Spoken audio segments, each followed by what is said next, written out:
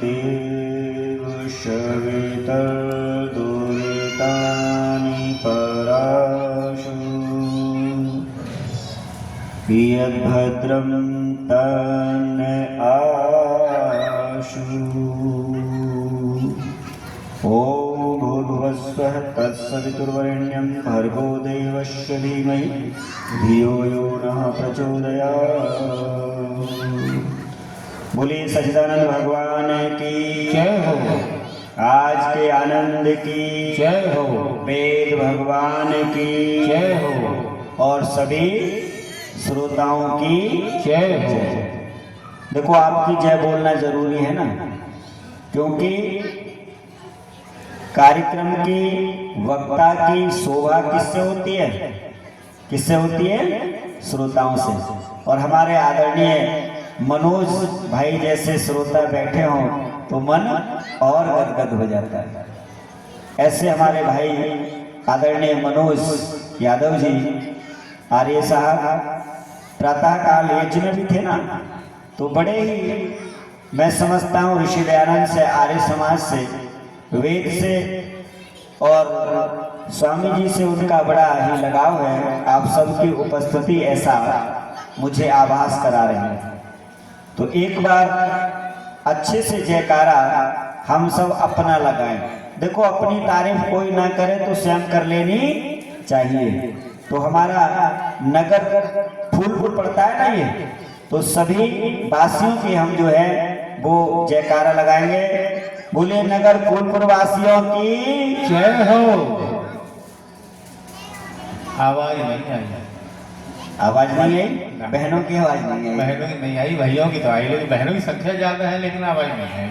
तो देखो अच्छा, बहनें जीतती हैं, भाई जीतते हैं। देखो अभी बहनें जयकारा नहीं लगाएंगे, केवल भाई लगाएंगे।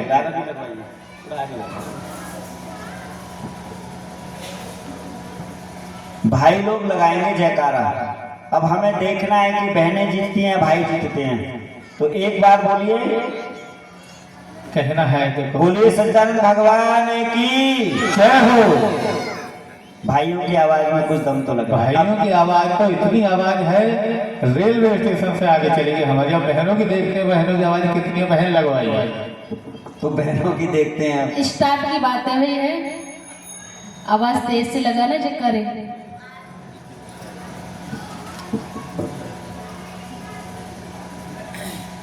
भाई बोलिए महर्षि देव दयानंद की। आपकी बारी बोलिए। अरे कहीं नहीं, देखो हमारे भाइयों के सिर की तरह आवाज निकली, और लेकिन बहनों की तो बिल्कुल आवाज नहीं निकली। ये पता है खाना नहीं खाया, ये कहते क्या आवाज। चाय पिए थे यहाँ के भाइयों की तो बहुत तेज आवाज निकली थी। आइए हम सब देखिए, थोड़ा सा चिंतन में आप सबके बीच में ले जाना चाहता हूं। एक चूंकि मंच से कई विचार हमारे बीच में उपस्थित हुए हैं, तो मैं थोड़ा थोड़ा उन सभी विचारों को आपके बीच में ले जाना चाहूंगा। जो राजनीति की थोड़ी बात हुई उससे भी आपका मार्गदर्शन करूंगा। कुछ दर्शन की सूक्तियों को लेकर के आपके बीच में पहुंचूंगा। यदि हम व्यवस्था की बात करें तो मैंने कल भी आप सब लोगों से बोला था, व्यवस्था में किसी एक व्यक्ति का दोष नहीं। यदि व्यवस्था व्यक्तियों के, देखो ये समाज है वो क्या है, व्यक्तियों के द्वारा बनाई हुई व्यवस्था व्यक्तियों के लिए ही, व्यक्तियों के द्वारा बनाई हुई व्यवस्था व्यक्तियों के लिए ही क्या होता है? व्यवस्था यानी संविधान होता है। समाज की सबसे पहली इकाई क्या है? व्यक्ति है। तो व्यक्ति का निर्माण अति आवश्यक है, परंतु जब व्यवस्था कोई बन जाती है तो फिर व्यक्ति का प्रभाव व्यवस्था पर नहीं पड़ता है, बल्कि व्यवस्था का प्रभाव व्यक्ति पर पड़ता है। जैसे मैं निवेदन करूंगा, क्या आज कोई भी ईमानदार व्यक्ति राजनीति में चला जाए क्या वो ईमानदार रह सकता है? बताइए। पहली बात तो ये कि ईमानदार व्यक्ति चुनाव जीतेगा ही नहीं। ईमानदार व्यक्ति चुनाव ही नहीं जीतेगा, और यदि जीत भी जाए तो फिर उसको उस व्यवस्था में जाकर के उसको वैसा ही बनना। अब बताइए, व्यक्ति व्यवस्था को सुधारे या व्यवस्था का प्रभाव व्यक्ति पर पड़ रहा है? लोकतंत्र में, संवैधानिक व्यवस्था में व्यवस्था का प्रभाव व्यक्ति पर पड़ता है। देखो, वेद नीति के साथ जो है ना, हमें समाज नीति को भी जानना पड़ेगा, और समाज शास्त्र को बिना जाने हुए समस्याओं का समाधान सामाजिक नहीं हो सकता है। यदि परिवार समाज की सबसे छोटी इकाई है व्यक्ति छोटी इकाई, लेकिन व्यक्तियों का समूह अर्थात व्यक्तियों के मिलने से जो परिवार की इकाई गठित हुई है, परिवार क्या है? परिवार समाज की छोटी इकाई है, उसको भी आप समाज कह सकते हो। 1 से 2, 2 से 3, 1 से 2 व्यक्ति जहां एकत्र हो जाएं उसको क्या कहेंगे? हम समाज कहेंगे। अब पारिवारिक व्यवस्थाएं हमारी देखो माताएं बहनें, ये आपके हाथ में हैं। अब दोष किसको दिया जाए? तो एक छोटी सी कथा आपके बीच में रख रहा हूं। एक बच्चा था, बड़ा उद्दंड था। एक बच्चा था, उद्दंड था। एक संबंधी रिश्तेदार घर में आए और आकर के उन्होंने पूछा कि माताजी, ये बच्चा बड़ा शैतान हो गया है, उद्दंड हो गया है, आपको नहीं लगता? माँ ने कहा, आप सही कह रहे हो, मुझे लगता है कि ये बच्चा शैतान हो गया है, लेकिन ये शैतान मेरी वजह से नहीं हो गया है। मेरी गोद में जब तक खेला था तब तक तो सही था, अभी 4-6 महीने से बाप के पास बैठने लगा है चौपाल पे, बाहर जाकर के, तब से बिगड़ गया। अब जो संबंधी थे, रिश्तेदार थे, वो जिज्ञासु थे, अर्थात पिता के पास पहुंचे और पिता के पास जाकर के बोले, आदरणीय जी, आपको नहीं लगता कि आपका बच्चा शैतान हो गया है, उद्दंड हो गया है? बोले, साहब क्या बताएं, 2 महीने हुए हैं। कितने महीने हुए हैं? 2 महीने हुए हैं। अभी इसका विद्यालय में एडमिशन करवाया है, तब से बिगड़ गया। जब ये बात कही तो संबंधी रिश्तेदार थे, वो जिज्ञासु थे, विद्यालय में पहुंच गए, स्कूल में पहुंच गए, और स्कूल में जाकर के उन्होंने अध्यापकों से कहा क्या कि ये जो आपका बच्चा है, आपको नहीं लगता कि शैतान हो गया है या उद्दंड हो गया है, बिगड़ गया है? तो अध्यापक जी कहते हैं, अरे आप कैसी बात करते हो, ये स्कूल में आके नहीं बिगड़ा है, बल्कि घर से ही बिगड़ाया आया है। अब निवेदन में आप तक ये ले जाना चाहूंगा, यदि रेस्पॉन्सिबिलिटी इंग्लिश में कहते हैं जिम्मेदारी हमने निभाई होती। कैसी? माने जब माँ से कहा गया कि माताजी, आपका बच्चा थोड़ा शैतान हो गया है, उद्दंड हो गया है, यदि वो कहती कि हाँ आप बिल्कुल सही कह रहे हो, मैं इस पर ध्यान देती हूँ, यही बात पिता से कही जाती, पिता कहते हाँ आप सही कह रहे हो। इसी तरह से स्कूल में, विद्यालय में जब पहुंचे तो वहां बात जो कही गई, तब उसकी वो कहते आप ठीक कह रहे हो। अर्थात राष्ट्र का निर्माण करना, मैंने कल भी आपको चिंतन दिया, किसी एक व्यक्ति के कारण नहीं है। एक व्यक्ति विचार दे सकता है, लेकिन क्रियात्मक रूप क्रिया में लाने के लिए बहुत सारे लोगों की आवश्यकता पड़ती है। तो निवेदन ये है, अब संस्कारों की परिपाटी समाज की बिल्कुल बिगड़ चुकी है। मैं एक निवेदन करूंगा, क्योंकि मेरी बातें दार्शनिक रहती हैं।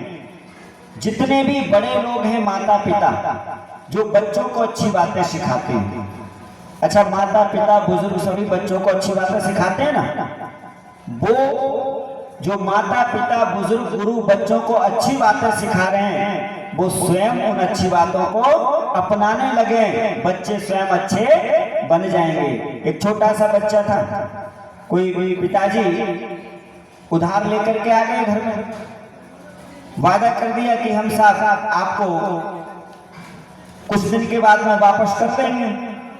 समय पे वापस नहीं कर पाया। उधारी वाला घर पे आया और आकर के आवाज लगाई, भैया। भाई साहब अंदर थे और उन्होंने सुन लिया कि अरे मैं 2 महीने पहले उधार लेकर के आया था और आज का वायदा था, कल का वायदा था, आज आ गया, मैं दे नहीं पाया। बच्चे से बोले कि जाओ कह दो पापा घर पे नहीं है। बच्चा निकल के आया। बच्चे मन के सच्चे, बच्चे जो होते हैं ना वो मन के सच्चे होते हैं। तो बच्चा पता है क्या कहता है, ताऊ जी हाँ, कि पापा कह रहे हैं पापा घर में नहीं। पापा कह रहे हैं कि पापा घर में नहीं है। इसलिए मैं आपसे निवेदन कर रहा हूं कि जो बड़े लोग बच्चों को अच्छी बातें सिखाते हैं वो स्वयं उन अच्छी बातों को अपनाने लगे, समाज सही बन जाएगा। बोलिए सत्यनारायण भगवान की जय हो। क्योंकि बच्चे क्रिया देखते हैं। आपने सोशल मीडिया पे बहुत सारे ऐसी वस्तुओं के लिए देखा हो, तब कहने चाहेंगे कि इस देश की दीवार में कहां दरार नहीं है। दर्द होता है, हम अपनी जिम्मेदारी को नहीं निभा पा रहे हैं। इस देश की दीवार में कहां दरार नहीं है, एक भी दरो दीवार सही सलामत नहीं है। इस देश की दीवार में कहां दरार नहीं है, एक भी दरो दीवार सही सलामत नहीं है। अरे यह न पूछो इस देश को किसने लूटा है, बल्कि यह पूछो कि लूट में कौन हिस्सेदार नहीं है, लूट में कौन हिस्सेदार नहीं है।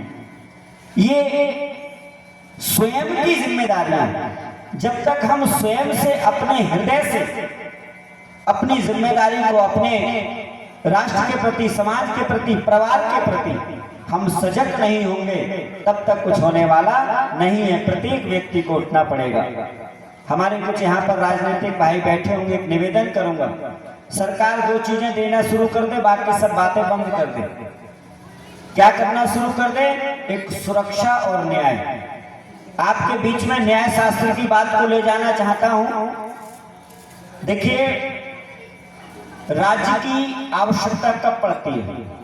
वेद में तो ऐसा लिखित में है, ऋषियों ने ऐसा चिंतन दिया है कि 1 अरब वर्ष तक किसी राज्य व्यवस्था की जरूरत ही नहीं थी। अर्थात व्यक्ति इतना कर्म और धर्म पर टिका हुआ था कि राजा की आवश्यकता ही नहीं थी। और पहले राजा कौन बने थे? मनु जी। मनु जी ने संविधान दिया, पहला मनुस्मृति।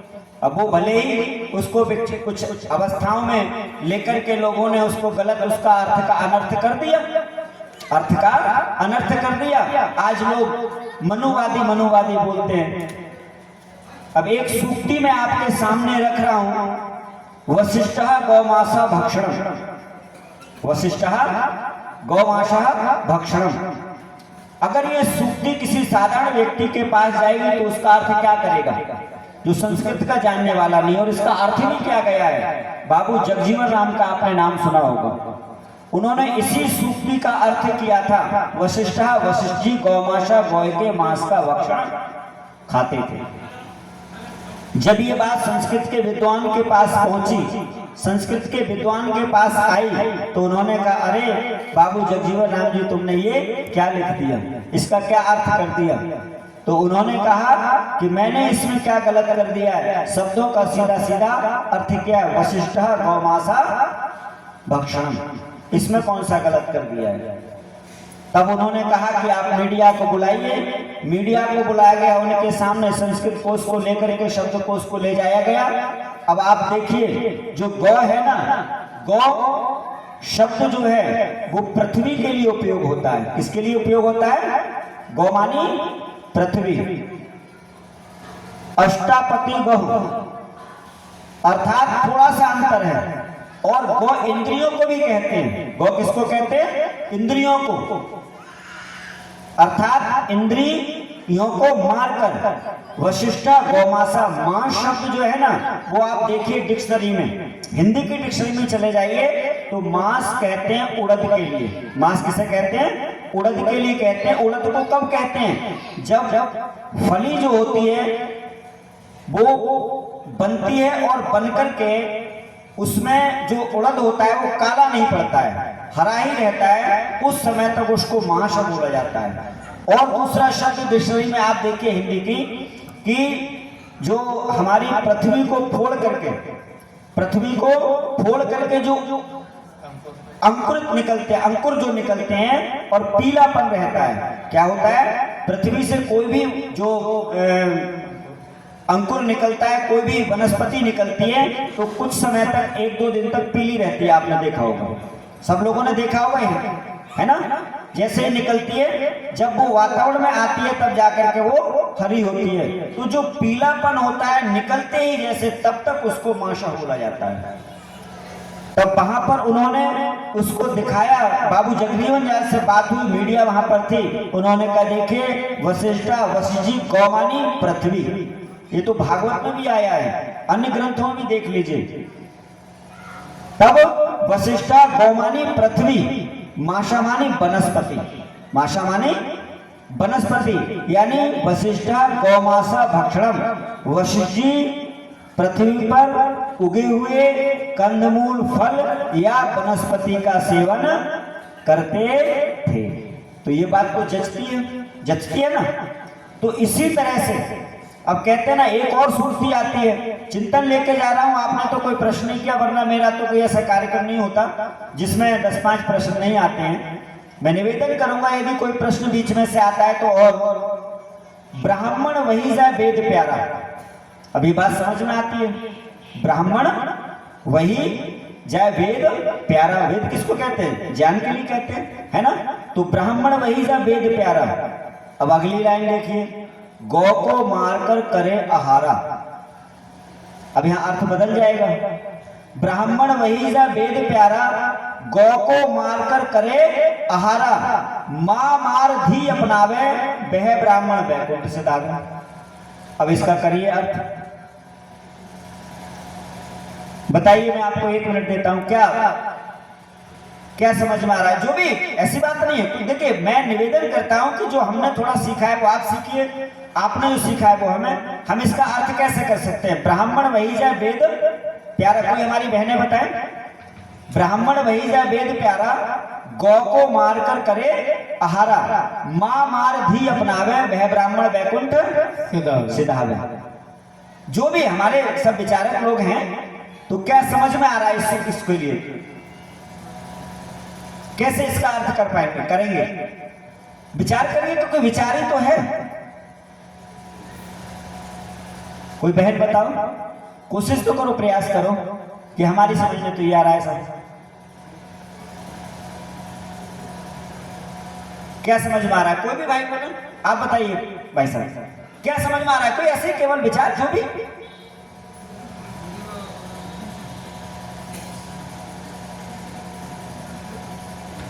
एक ऊट पटांग, मतलब ऊट पटांग से मतलब ये कि दिमाग हमारा, भाई ब्राह्मण वही जा वेद प्यारा, ये तो बात ठीक आ रही है, लेकिन गौ को मारकर करे आहारा, तो ये बड़ा अजीब सा लग रहा है। मां मार धी अपनावे, मां को मार दे और धी को अपनावे, वह ब्राह्मण बैकुंठ सिधावे। जी, मैं यही निवेदन कर रहा हूं, जो समझ में आए वो थोड़ा सा जी खड़े होकर बताइए, बोलिए। अपने इंद्रियों पर नियंत्रण करके जो है उसको आहार ग्रहण करने की कोशिश करूं, अपने इंद्रियों को बस में करनी। जी, बहुत सुंदर। तो मां मार, ठीक है, ब्राह्मण वही जा वेद प्यारा, गौ को मार कर करे आरा, मां मार धी अपनावे। इसका फिर क्या अर्थ करेंगे, वह ब्राह्मण बैकुंठ सिधावे। मां मार धी अपनावे, वह ब्राह्मण बैकुंठ सिधावे।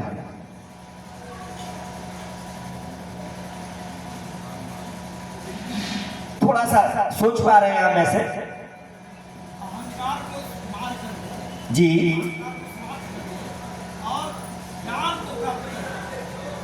अहंकार को मार करके ज्ञान को प्राप्त करके, चलिए ठीक है, आप लाइन पकड़ पा रहे हैं अच्छे से, लेकिन मैं निवेदन करूंगा, बहुत सही आपने जो दूसरी लाइन का अर्थ किया वो बिल्कुल सही है। ब्राह्मण वही जा वेद प्यारा, ये तो सीधा हमारी समझ में आ रहा है। ब्राह्मण वही जा वेद प्यारा, गौ को मारकर करे आहारा। गौ जो आपने जो अर्थ किया, बिल्कुल अपनी इंद्रियों को मार करके भोजन करे, स्वाद के लिए नहीं, बल्कि भूख को मिटाने के लिए जो भोजन करे। लेकिन दूसरी लाइन जो दी है माँ मार, माँ का मतलब है मन। क्या है? मन। यहाँ अहंकार को ना जोड़ करके मन को जोड़िए, अर्थात माँ मार ब्राह्मण वही जा वेद प्यारा, गौ को मारकर करे आहारा, माँ मार धी अपनावे। माँ मानी मन की, मन की न माने, धी मानी बुद्धि। गायत्री मंत्र में आता है ना, धियो यो न प्रचोदयात्, तो धी मानी बुद्धि, अर्थात मन की न माने, धियो धी यानी बुद्धि की माने। बुद्धि से निर्णय करे, चिंतन करे, विचार करे, मनन करे, तब उस बात को वो ब्राह्मण क्या होगा? बैकुंठ, कोई वो नहीं, लेकिन बैकुंठ मानी स्वर्ग, अर्थात स्वर्ग मानी सुख, सुख को प्राप्त करेगा। अच्छा, जितने भी हमारे जो दुख का कारण है आदरणीय जी, वो क्या है बताइए? मन की विकृति तो है। मन के बिगड़ने से ही पाप होता है। तो कहा गया मना सत्येन शुद्धति, अर्थात मन के बिगड़ने से सारी गड़बड़ी हो जाती है, और मन के बिगड़ने से ही पाप हो जाता है। और पाप का केवल एक ही कारण है, वो है लोभ। मन में जैसे, ये छोटी छोटी बातें हैं लेकिन दर्शन की बात है, लोभ के उत्पन्न होने पर ही हम निर्णय नहीं कर पाते अपनी बुद्धि से कि ये सही है या गलत है। जैसे एक छोटी सी कथा आती है, पाप का बाप कौन है? एक बड़े अच्छे आचार्य थे, उनसे ये प्रश्न किया गया। अब किताबों में ढूंढे तो मिला ही नहीं, पाप का बाप कौन है। तो निकल पड़े, और निकल पड़े, निकलते पहुंचे एक जगह, कई लोगों से पूछ करके नहीं आई बात समझ में। कहते एक वैश्या के यहाँ पर पहुंचे, और प्यास लगी हुई थी उनको बहुत तेज। प्यास लगी, पानी मांगा, पानी ला करके उस वैश्या ने उनको पिलाया, और उसके बाद पूछा कि आप कौन हो, किस जाति से, किस वर्ण से हो? तो उन्होंने कहा मैं तो वैश्या हूं। फिर वो कहने लगे, अरे वैश्या के हाथ का मैंने पानी पी लिया, थू थू थू। तो बोले महाराज कोई बात नहीं है, बोले एक प्रश्न पूछने के लिए मैं निकला था, उसका उत्तर नहीं मिला, मेरा ईमान और भ्रष्ट हो गया। अच्छा, ईमान पानी के पीने से होगा या बेईमानी करने से होगा? है ना? तो वहां पर क्या हुआ, जब बात उनसे हुई तो उन्होंने कहा मैं एक प्रश्न का जवाब लेने के लिए निकला था, पाप का बाप कौन होता है? तो उन्होंने कहा हम बता देंगे, एक संत जी है हमारे यहाँ पर पास में ही बैठे हुए, वो बतला देंगे, लेकिन सुबह मिलेंगे, शाम को नहीं मिलेंगे। आप शाम को रुकिए। बोले हैं हम तो ना रुक पाएंगे आपके यहाँ।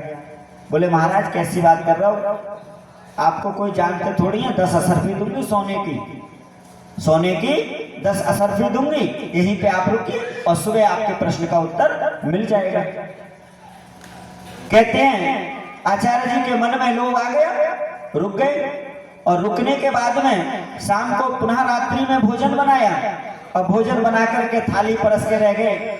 लेके गई वैश्या, बोले आप भोजन ले लीजिए। बोले अरे आपके हाथ का भोजन हम तो अपवित्र हो जाएंगे। बोली महाराज 20 असरफी दूंगी, आप मेरे भोजन कर लीजिए।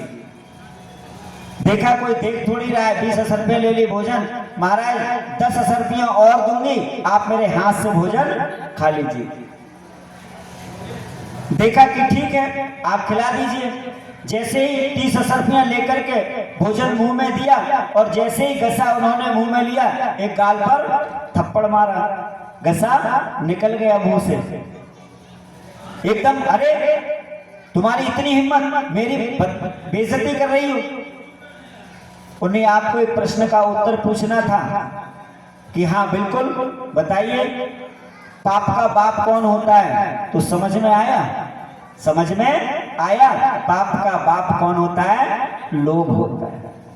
और लोभ जो है ना, वह मनुष्य के हृदय में कब कहां पर लोकेशणा, पित्तेषणा, पुत्तेषणा, वित्तेषणा, ये बड़ी चीजें हैं साहब। ये बिना निग्रह के नहीं आएंगे, बिना ईश्वर के सानिध्य में, ध्यान में, योगाभ्यास नान्या पंथा विद्यते अनाय, अर्थात अष्टांग योग से ये सब हमें दूर होगी। ये बड़ी बात है। इसलिए इनको भी लेने के लिए कई चीजें, वातावरण, माहौल, प्रारब्ध, माता पिता के संस्कार, जो स्थिति परिस्थिति है, उन सब पर जब मनुष्य पहुंचता है तो चिंतन होता है। इसलिए मैं कहता हूं कि जो सामाजिक व्यवस्था की संरचना बिगड़ी हुई है, इन सबको संस्कारों के आधार पर, वैचारिकता के आधार पर यदि संभालना है तो सबसे पहले हमें अपना खान पान सही करना पड़ेगा। कहते हैं ना, आहार शुद्धि सत्य शुद्धि, सत्य शुद्धि स्मृति दुर्वाह।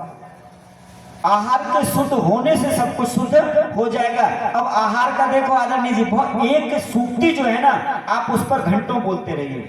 आहार शुद्धि का मतलब ये नहीं है केवल कि मैं मेहनत करके ही कमा रहा हूं, बल्कि भोजन माँ जो बनाती है ना रसोई में, 3 प्रकार का भोजन होता है माताओं।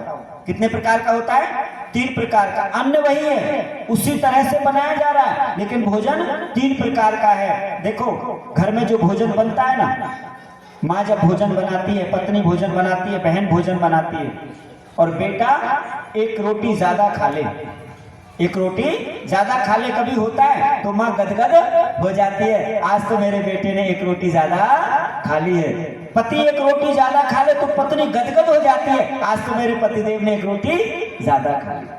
अच्छा एक बात बताओ, आप अपने घर पे नौकरानी रखते हो भोजन बनाने के लिए? देखो विचार दे रहा हूं, आप अपने घर पर नौकरानी रखते हैं भोजन बनाने के लिए।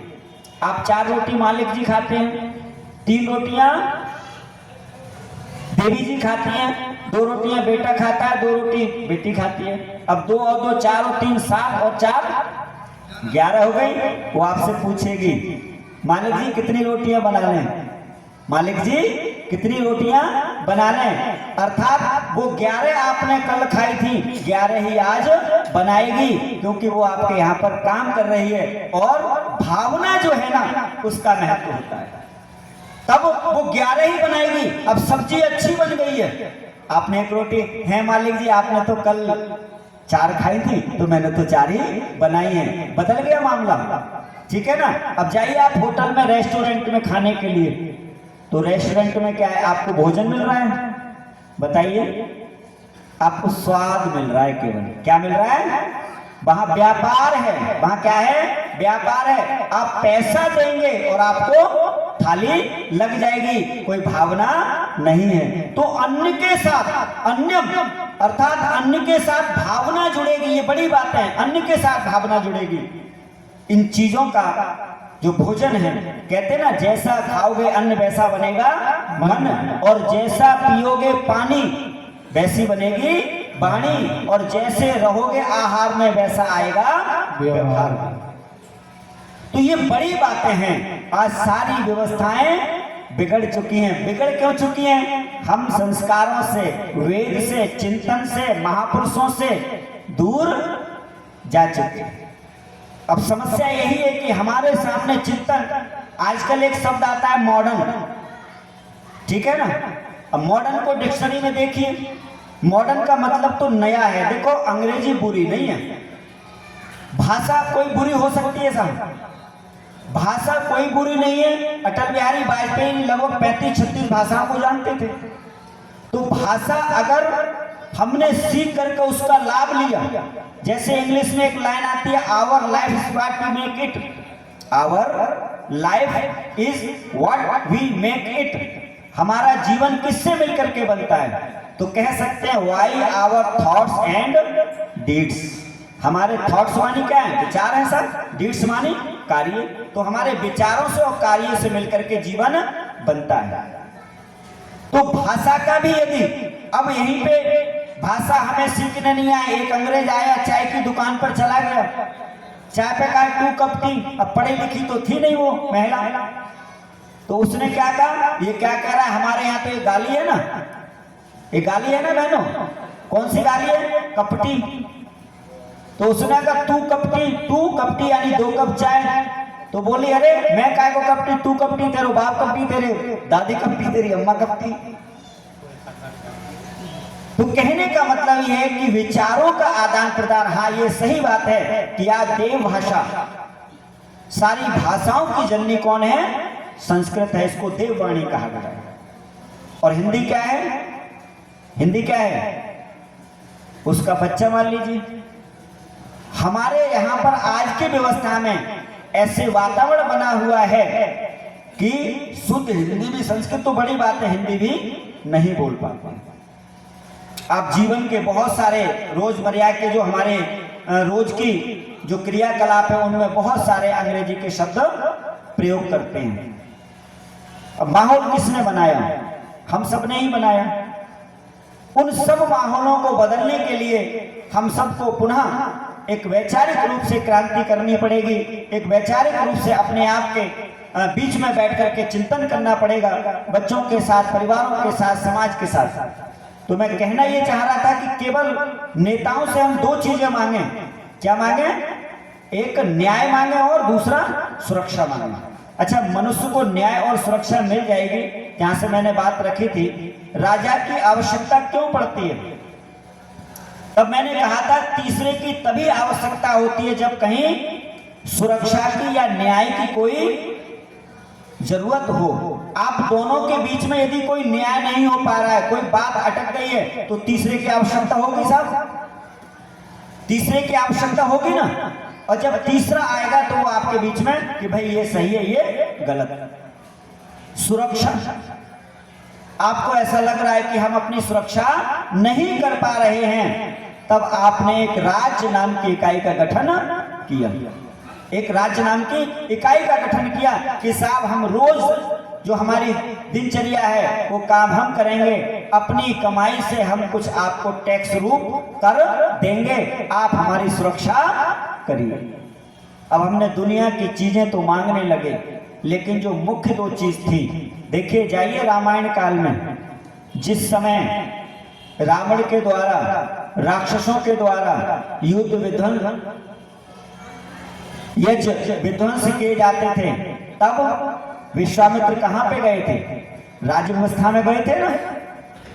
और राजा दशरथ से क्या कहा? आप अपने दोनों पुत्रों को मुझे दीजिए। यानी उन्होंने स्वयं हथियार नहीं उठाए।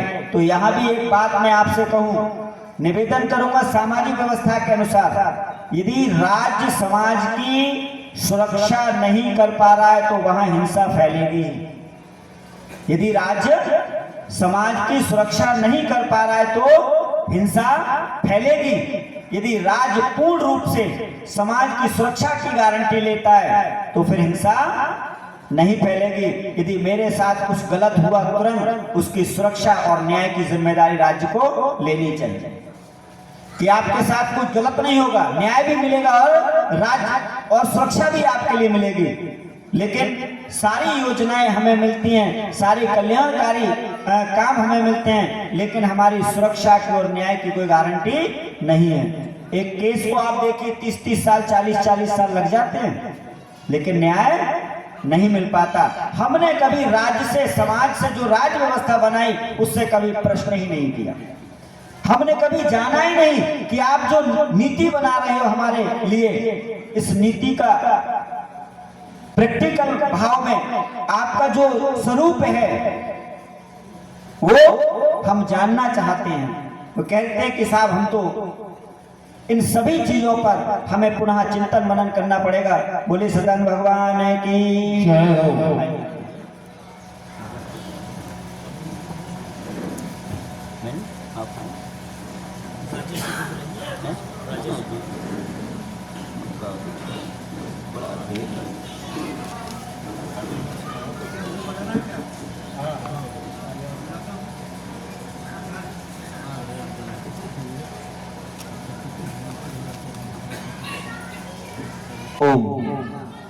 तब थोड़ी सी मैंने आपके बीच में राज की बात रखी। एक शब्द आता है, हम सब ने सुना होगा, चूंकि विषय बदल जाते हैं तो विषय आया है, आपने सुना होगा, ब्रह्म सत्य जगत मिथ्या। ठीक है ना साहब? ब्रह्म सत्य जगत मिथ्या, ये वेद का वाक्य नहीं है। पहले तो हम इसको समझेंगे। अर्थात ब्रह्म सत्य है और जो हम देख रहे हैं जगत मिथ्या है। यदि कोई वाक्य सूक्ति संस्कृत की हमें समझनी है और किसी भी बात को यदि जानना है तो उसको 3 आधारों पर परखना पड़ेगा। एक आधार तो ये है कि इसका संदर्भ क्या है, इसका संदर्भ क्या है। इस बात को पूछने के समय जहां बैठे हुए ये प्रश्न किसने किया है और ये प्रश्न किससे किया गया है। जैसे एक निवेदन करूंगा मैं, नारी नरकस्य द्वारम, ये किसने बोला है, किसने बोला है? ये आदिगुरु शंकराचार्य ने बोला है ना। इस बात पर चिंतन करिए। देखो मैं चिंतन तक आपको लेके जा रहा हूं और जो समाधान दे रहा हूं, क्योंकि मैं अपने मानता हूं आचार्य पद के होने के नाते शब्द किसी के बाप की बपौती नहीं होती है। और जो शब्द से समाधान कर दे, शब्द से समाधान कर दे वही विद्वान है, और जो शब्द से झगड़ा करा दे वही मूर्ख है। समझ रहे हैं ना। तो कहने का मेरा तर्क ये है कि जो शब्द है नारी नरकस्य द्वारम, ये किसने कहा, कहां क्या कहा। तब एक ब्रह्मचारी प्रश्न करता है। ये कौन करता है? ब्रह्मचारी, जो ब्रह्मचर्य को धारण करके परमात्मा को प्राप्त करना चाहता है, अर्थात मोक्ष की ओर जाना चाहता है। अगर वो प्रश्न करता है तो नारी वास्तव में उसके दुख का कारण बन जाएगी। नारी क्या हो जाएगी? उसके दुख का कारण बन जाएगी, क्योंकि वो ब्रह्मचर्य का पालन करके पूर्ण ब्रह्मचारी बन करके मोक्ष की ओर संन्यास अवस्था में जाना चाह रहा है। तब उस समय हमें इस अवस्था को समझना पड़ेगा। उसी तरह से ये प्रश्न जो ग्रस्त के लिए दिए है, तो ग्रस्त के लिए नारी कौन है? देवी के स्वरूप में, देवी के समान है। और वहां पर वेद ने कहा, भार्या करके उसको संबोधित किया, अर्धांगिनी संबोधित किया।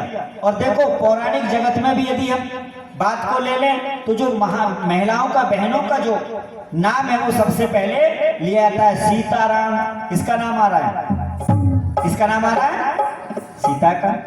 लक्ष्मी नारायण, किसका नाम आ रहा है?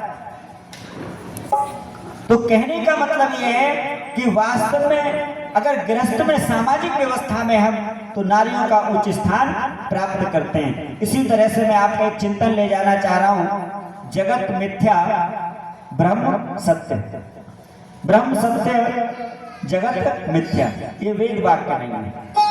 और इसको देवत्ववादी अर्थात जो त्रेतवाद को नहीं मानते, त्रेतवाद को मानने का मतलब यह है कि वेद जो है वो त्रेतवाद के लिए ही संकेत करता है। और वेद में एक मंत्र आया है, द्वा सुपर्णा सयुजा सखाया, अर्थात द्वा सुपर्णा, दो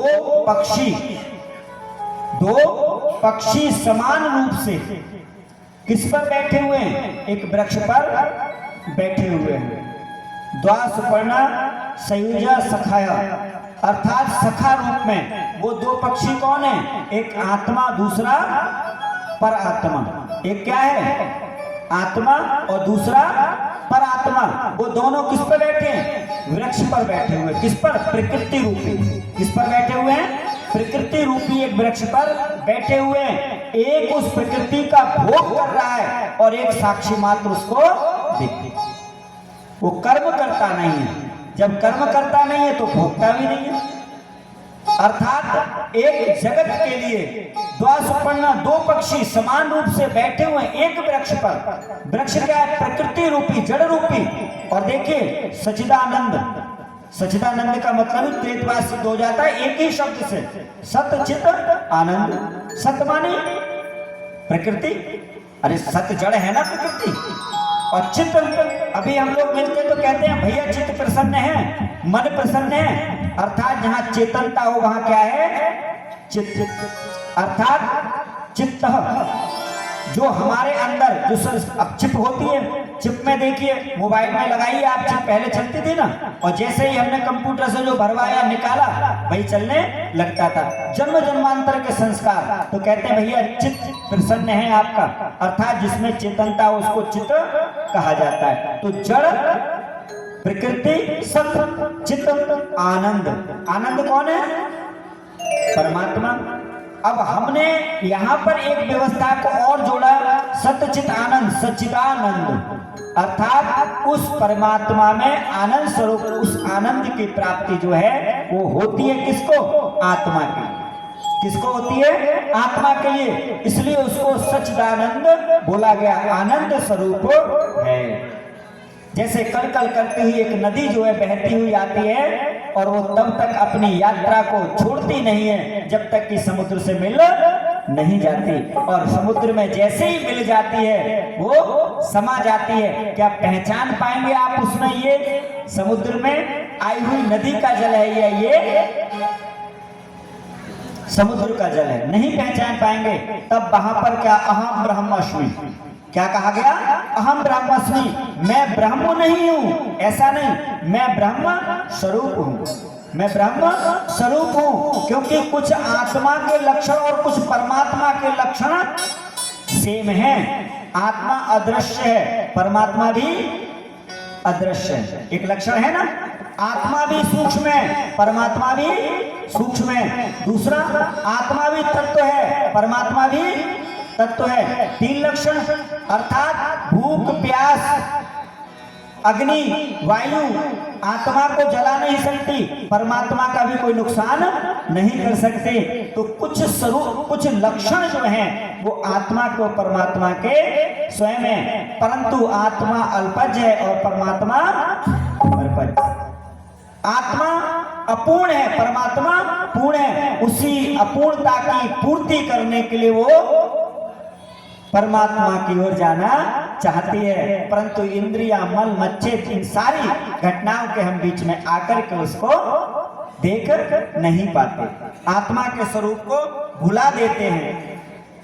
इस स्थिति में जाकर के हमें यहाँ पर सिद्ध हो रहा है सच्चिदानंद विश्व उत्पत्ति हेतवे, सच्चिदानंद विश्व उत्पत्ति हेतवे, अर्थात इस संसार का कारण जो है, अर्थात इस संसार में, प्रकृति में, देखो जो देख रहे हैं ना ये प्रकृति, ये प्रकृति नहीं है, विकृति है। ये क्या है? विकृति है। प्रकृति में चेतनता आए तो चेतनता तब तक नहीं आएगी जब तक उसका अणु टूटेगा नहीं। समझ पा रहे हैं? अणु टूटेगा नहीं, इसमें गति तब तक नहीं आएगी, अर्थात चेतनता नहीं आएगी। जमीन को एक छोटा सा उदाहरण देंगे, आप जब जमीन को तोड़ेंगे तो दरार पड़ेगी, और दरार फोड़ करके कुछ निकलता है, तो उसको हम भूमि कह सकते हैं, लेकिन कहीं ना कहीं उसमें दरार आ गई।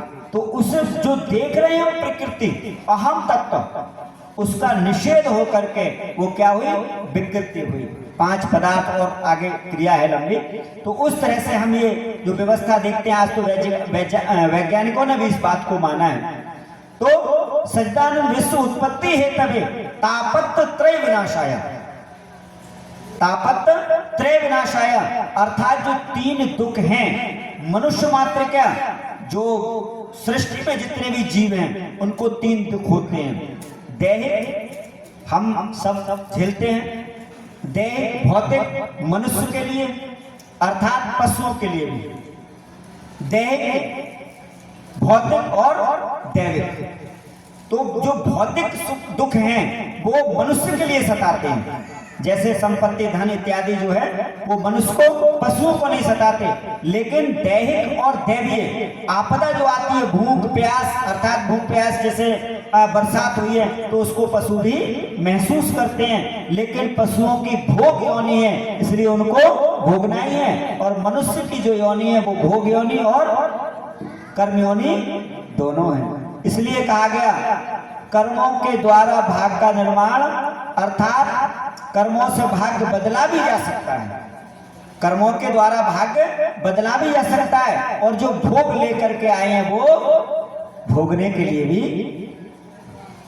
यहां पर यदि मैं थोड़ी सी बात करूं तो जो कर्म व्यवस्था है वो बड़ी सूक्ष्म हो जाती है, वो बुद्धि से परे हो जाती है साहब।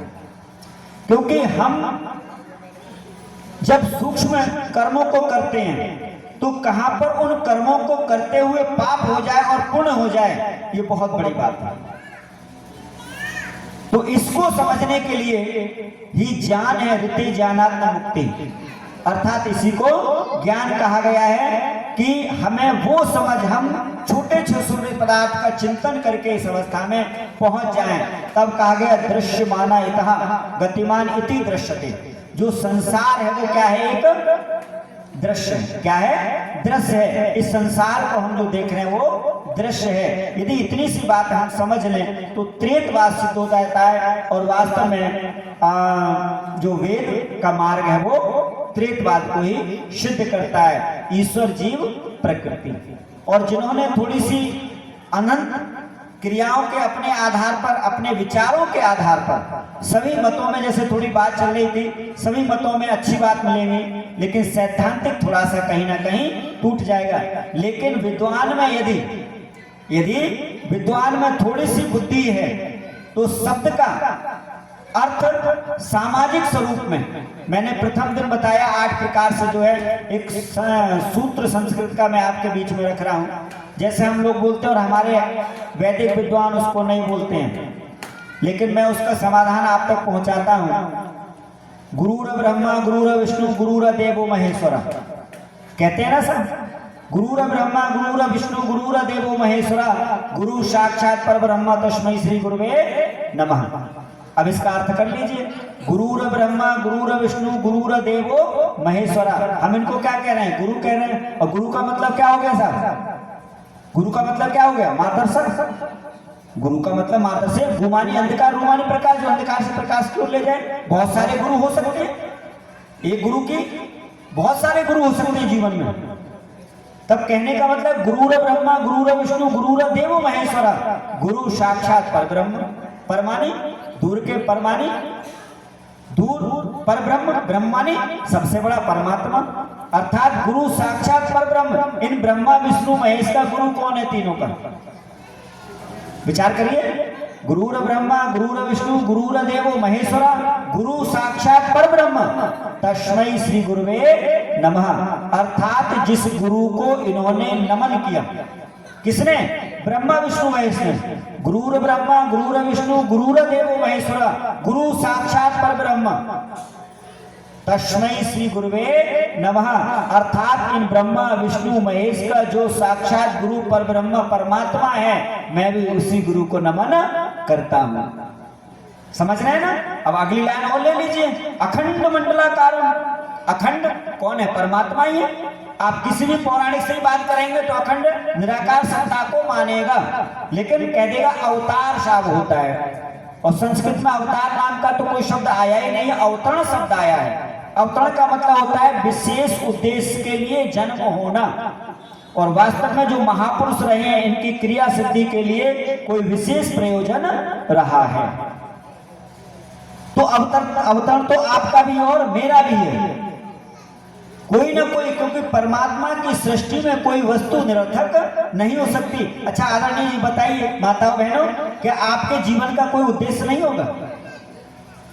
हमारे जीवन का कोई ना कोई उद्देश्य जरूर है। वो महान आत्माएं थी, बड़े लोग थे, दिव्य पुरुष थे, उनका एक बड़ा उद्देश्य था और ऐसा आया गया है। यदि हम कहीं समझौता सिद्धांत की दृष्टि से यदि वार्तालाप करते हैं तो अखंड मंडलाकारम व्याप्तमेन चराचरम, अखंड है, मंडलाकारम सृष्टि का बनाने वाला, व्याप्तमेन चराचरम तद पदम दर्शितम एना तस्मै श्री गुरुवे नमः। मैं उसी गुरु को प्रणाम कर रहा हूं जो इस संसार को बनाने वाला है, उसी का दर्शन करना चाहता हूं।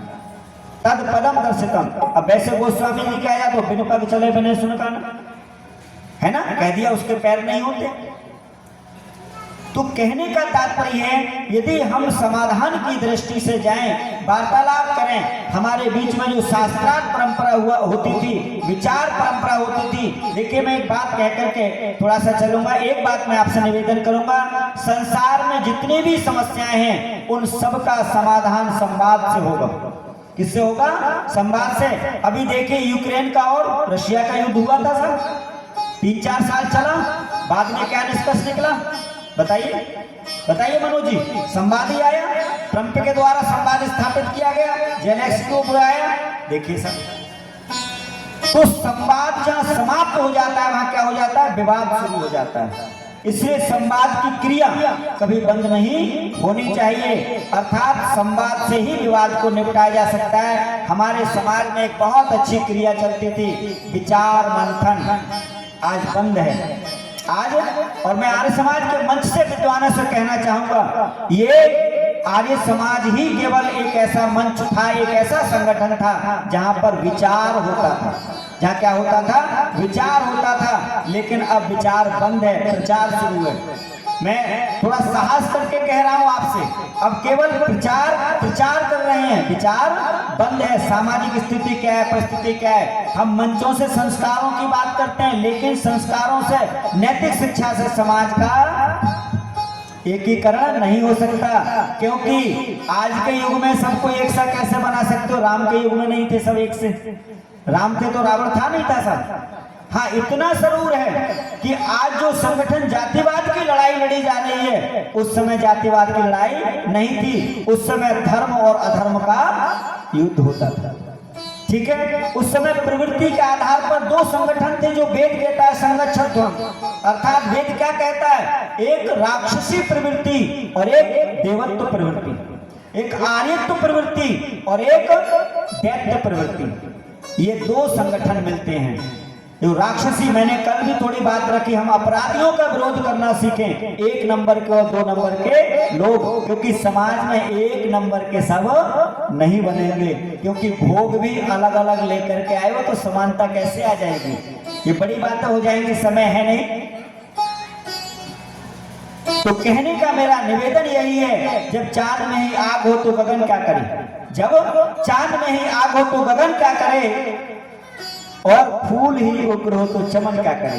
देखो जो चांद है ना, वो क्या देता है, शीतलता देता है, और उसमें आग आ जाए तो कैसे फिर उसका, जब चांद में ही आग हो तो गगन क्या करे, जब फूल ही उग्र हो तो चमन क्या करे। और मेरे तिरंगे ने मुझसे रोकर के यूं कहा, जब नेता ही भ्रष्ट हो तो बता ना क्या करे, जब नेता ही भ्रष्ट हो तो फिर जनता क्या करे। इसलिए हमें चिंतन अपने जो हमारे जनप्रतिनिधि हैं, इनसे कुछ प्रश्न करना आप शुरू कर दीजिए, अर्थात बीच में बिठालकर निवेदन करिए, संवाद करना शुरू कर दीजिए। संवाद इनसे स्थापित करेंगे, जवाबदेही इनकी सुनिश्चित करिए, बहुत सारी समस्याओं का समाधान आपकी हो जाएगा। और राजनीति और धर्म नीति दोनों मिलकर के चलेंगे, तभी राष्ट्र का कल्याण होगा। बोले भारत माता की जय, भारत माता की जय। अभी आप बड़े सुंदर विचार सुन रहे थे श्रद्धेय आचार्य सुनील जी महाराज से। हमारे बीच बदायूं से पधारी हुई बहन प्रज्ञा साधना आर्या विद्यमान है। मेरा उनसे निवेदन है कि वे अपने विचारों से हमारा मार्गदर्शन करें। बहन प्रज्ञा साधना आर्या।